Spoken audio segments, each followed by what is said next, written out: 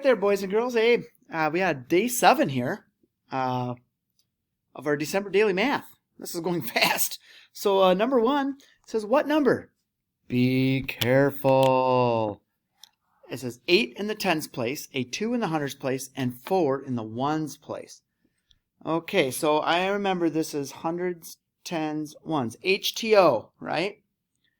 Not H2O, that's water. Here we go.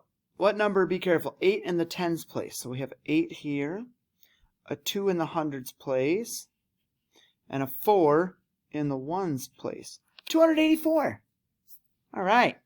What number is 10 more than this number?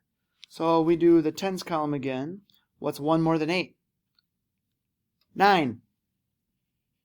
We have a 2 in the hundreds column and a 4 in the ones column. There you go.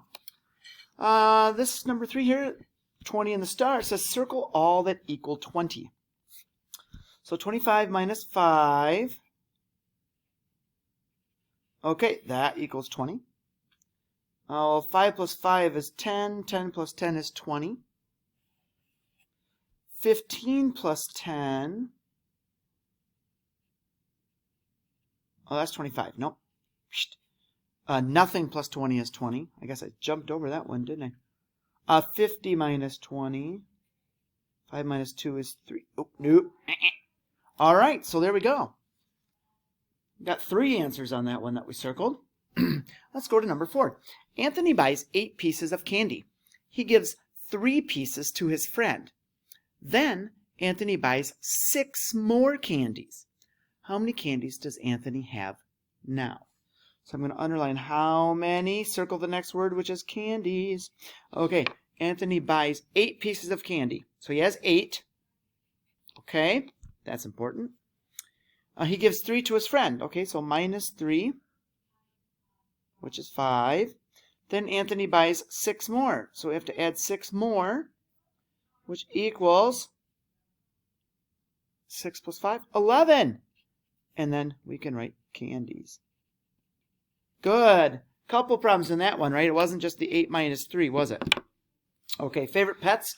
We have kind of pet, dog, cat, gerbil. And it says Mr. Murphy's class voted for their favorite pet. How many students did not vote for a dog? Okay, so we don't want to know anything about the ones that did vote for a dog. We only want to know the ones that did not vote for a dog. So let's see here. I see 3 voted for a gerbil, right?